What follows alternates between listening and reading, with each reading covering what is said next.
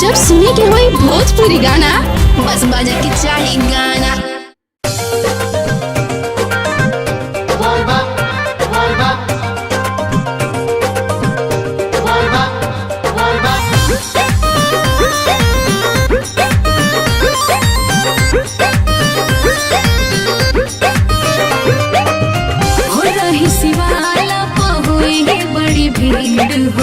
कैसे तू चिन्हवा लागल फिकीर हो हो रही शिवाला पहुई बड़ी भीड़ हो कैसे तू चिन्हवा लागल फिकीर हो।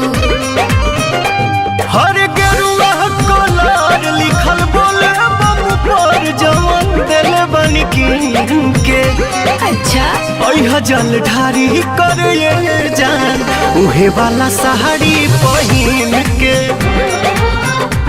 जल ढारी कर जान उहे वाला साड़ी पहिन के।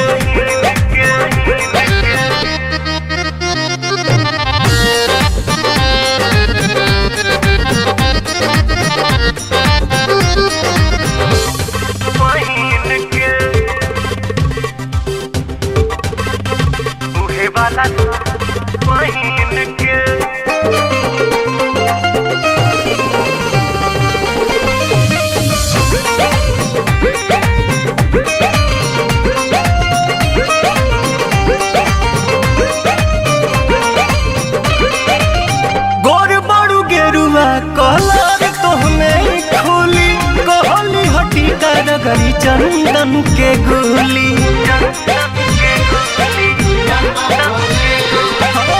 गोर बड़ू गेरुआ कलर तोहने खुली कहली हटी करगरी चंदन के गुली। सावन महीना जब से चढ़ गइल बा भक्तिया भाव दिल में भर गइल बा। मंदिर के फेरी तू लगई है बच बेरी अपना नमुरी पगिन के जल ढारी करे जान उहे वाला साड़ी पहिन के।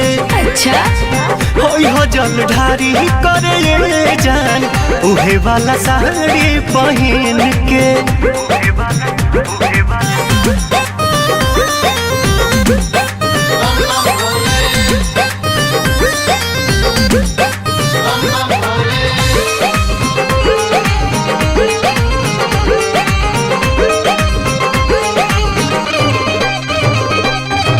साचो कहीं लगता रुआ तना सुनर हो भोला कोरस केहू के लागे ना नजर हो।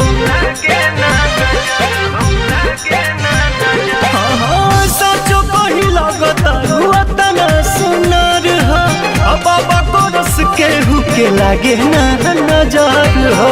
तोहरे ला भूखल माने सावली सुमारी खुश भगवान मन अरुणा बिहारी पाके आशीर्वाद रखी शिव जी के याद ना भूल शुभ दिन के। जल ढारी करे जान उहे वाला साड़ी पहिन के।